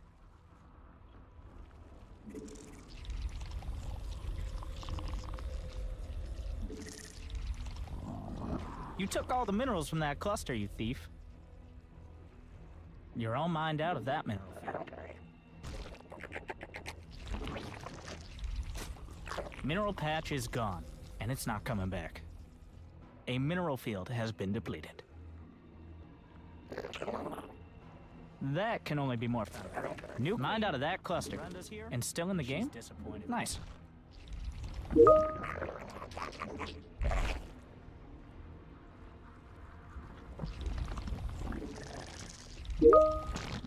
Mineral field depleted. More overlords? No minerals. The enemy is attacking your swarm. You're all mined out of that mineral field. Your brood needs friends. More overlords, please. You took all the minerals from that cluster, you thief.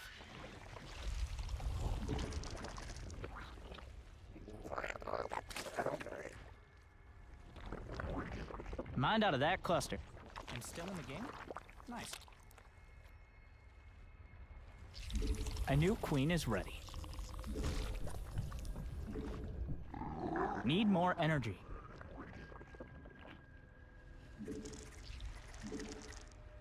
You need more gas for that.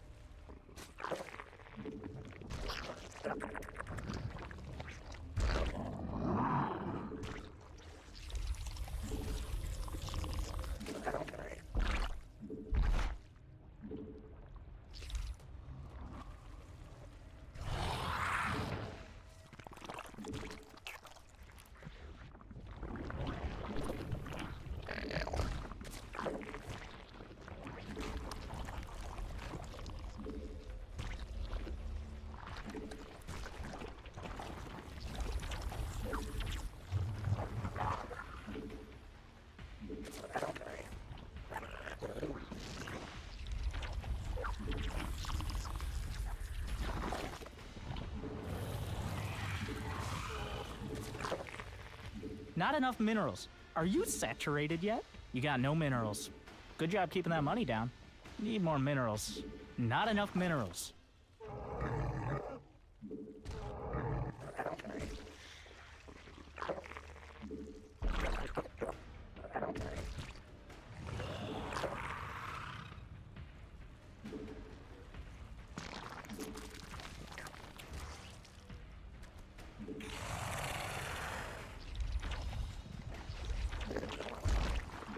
Not enough minerals. Are you saturated yet?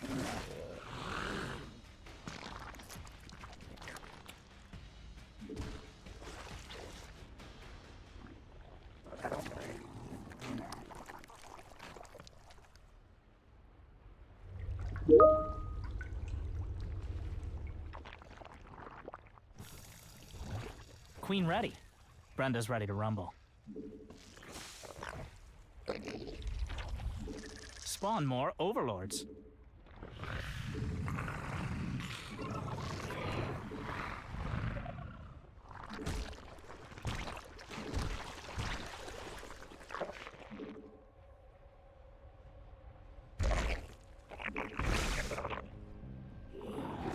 Mutation finished. Yeah.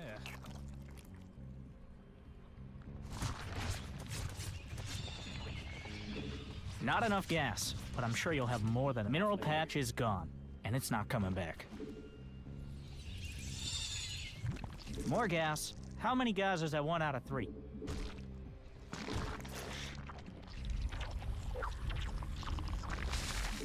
They're attacking your creep tumor. Need more overlords.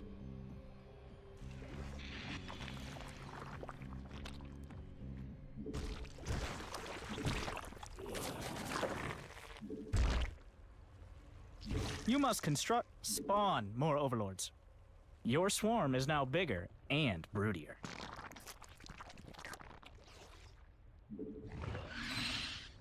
Your precious spawn more overlords. Oh, no.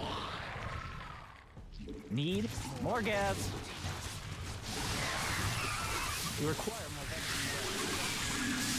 more Vespine gas. More gas. You need more gas for that.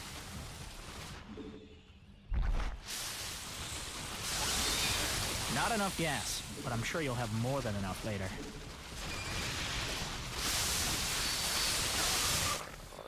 A mineral field has been depleted. More gas.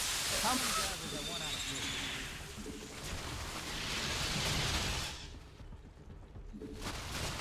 3? Base under assault. Brood under attack. Panic time. Your drones are being flamed. You engage the enemy. On purpose?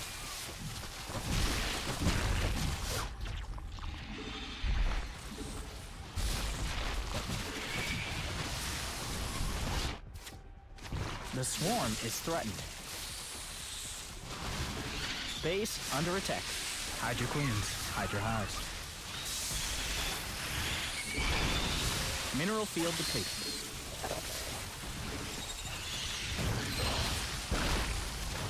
Your brood is under attack. Your precious drones are falling. The enemy is attacking your swarm. Good choice.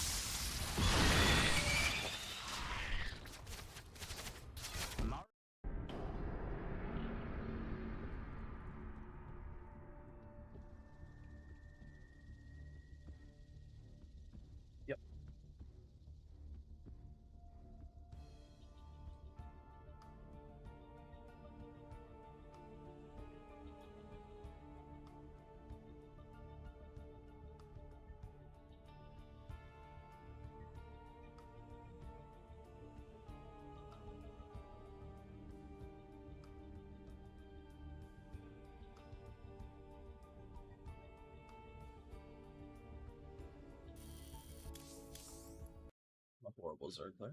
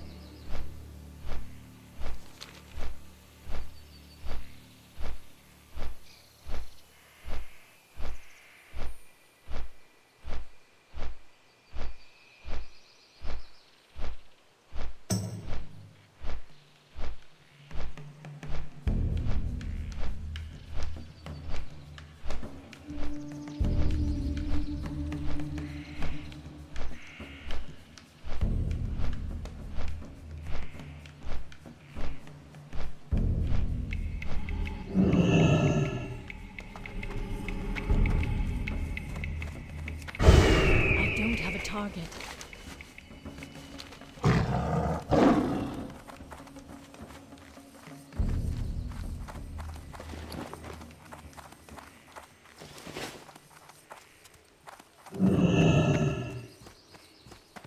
Greetings, dear Nagas.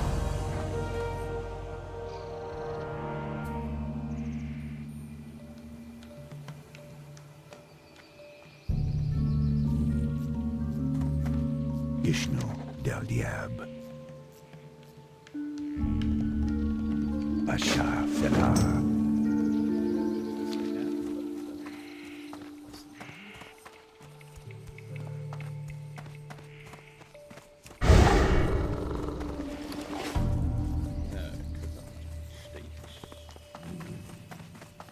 What brings you here?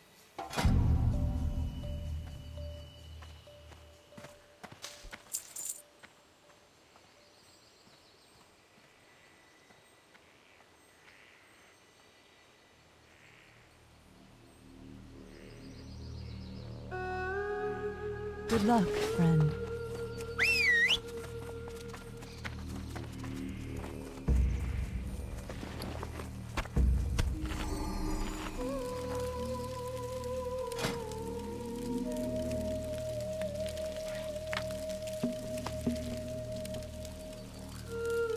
Oh, what did I say I was gonna do with this ratchet? And then crossing the Booty Bay. Yeah, what am I doing?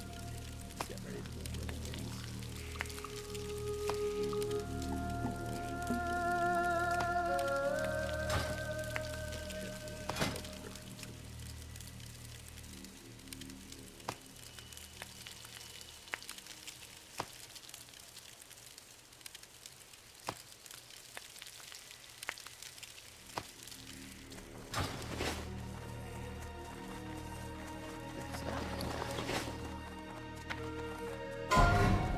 What brings you here?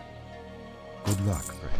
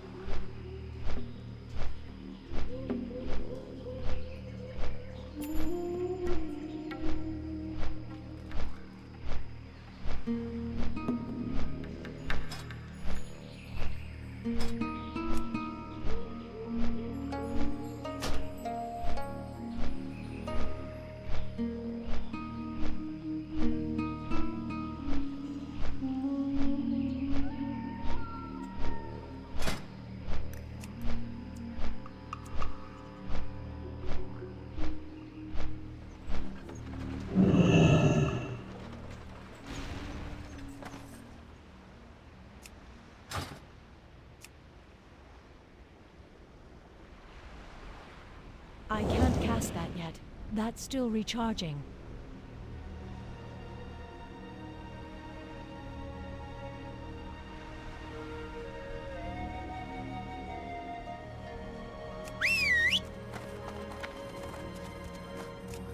That spell isn't ready yet.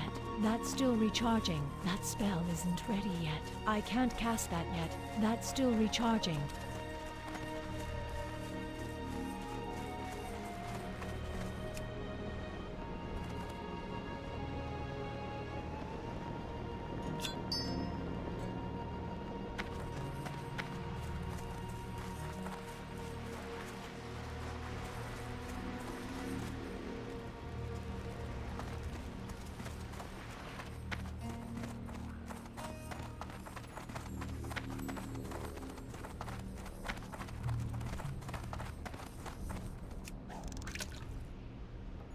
Yep, fishing above like total scrub levels. It's definitely my handicap on this character.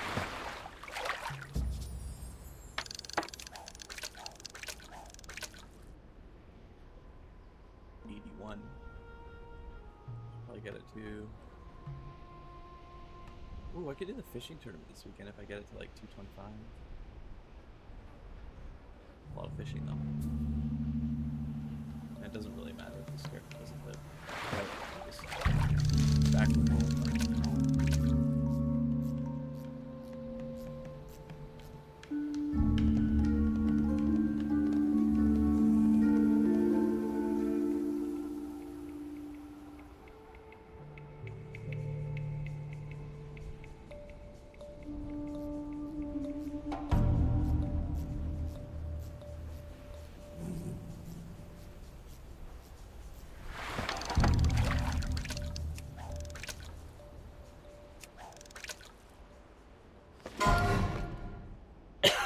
Short chart. Is that actually short?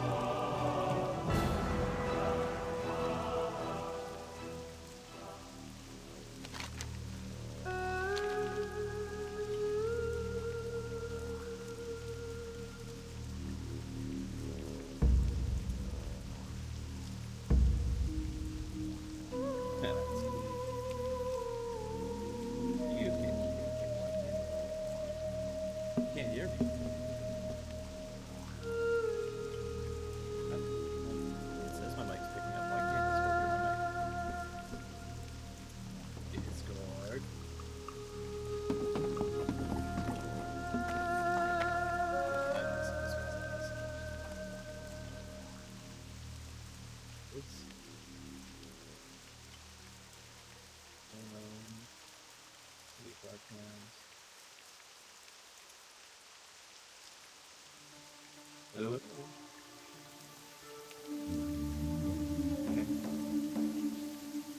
Says that it can, but I'm not ready for this question. Is this a push to talk channel? Is this? There we go. Okay. Weird. This could just be weird.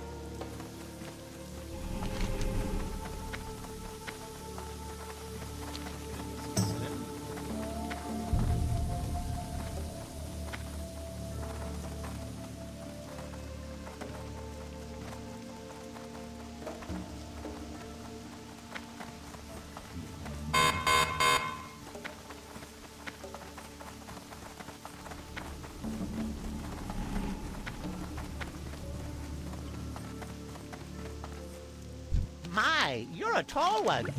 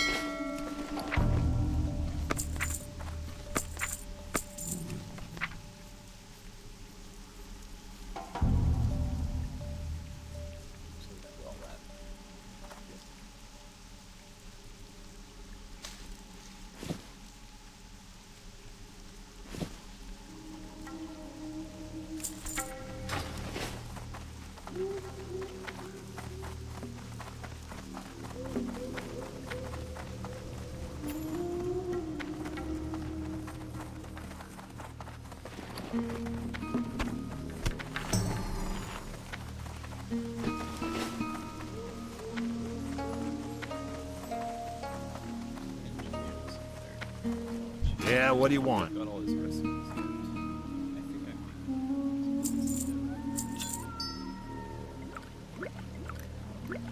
Have a good one.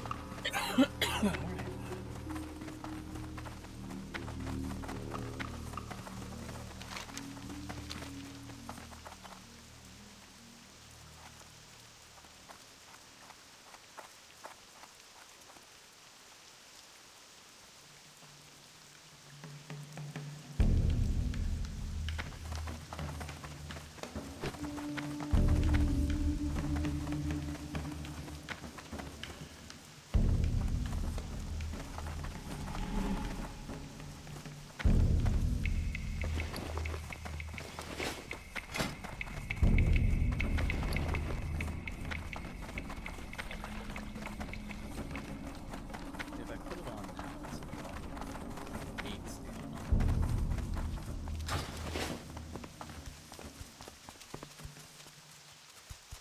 I need a target.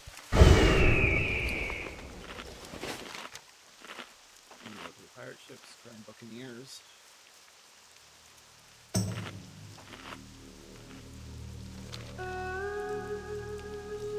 I need to target something first. This is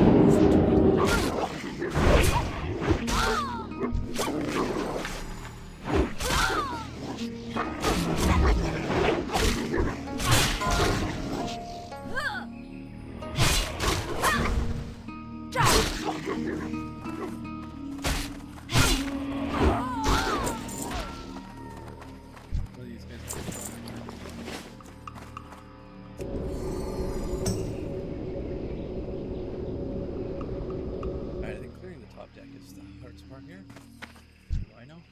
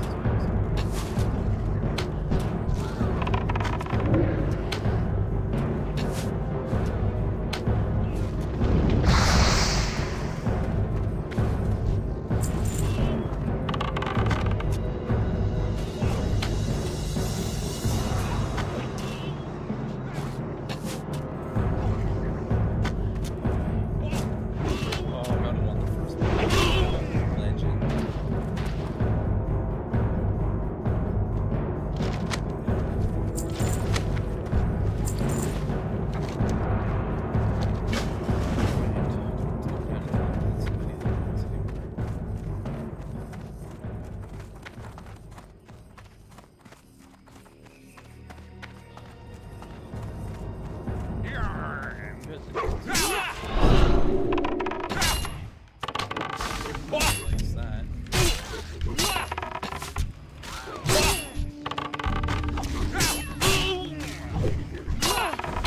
I can't cast that yet.